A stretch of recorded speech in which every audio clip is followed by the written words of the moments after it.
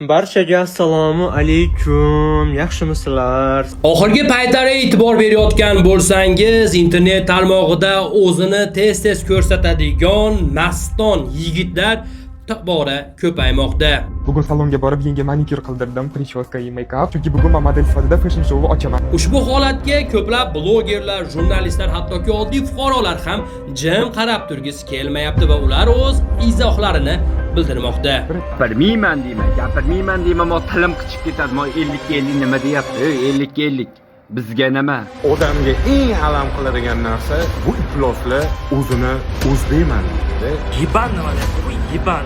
Xo'sh, bular kim va qayerdan daromad qiladi? Ba'zi bir ayollardan ham chiroyli bo'lgan bu yigitlar bunday qimmatbaho sovg'alarni kimlardan olmoqda? Misan, o'g'ilmisan?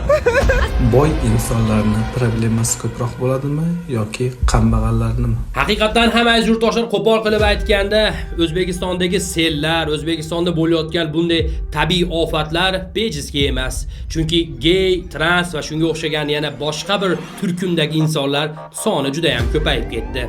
Hozir bitta g'alati holat bo'ldi-da. Aniq bilamanki, videoni o'zlari tomosha qilmoqda va siz yozgan fikrlarni aniq o'qib chiqishmoqda. Ishlash uchun tug'ilmaganman. Asirga Kimga nima deb yozish juda yaxshi bilasiz. Siz bularni qo'llab-quvvatlaysizmi yoki jamiyatimizda bunday ko'z-ko'z qilib yurgan bolalar umuman kerak emasmi? Qanday fikrda bo'lsangiz ham kommentariyaga yozib qoldiring. Va bizga haqiqiy erkak kerak. Ushlagan yerini uzib oladigan, bosgan qadamidan o't chaqnaydigan erkaklar kerak. Yigitlar emas, deganlar bittadan chiroyli like bosib qo'ying.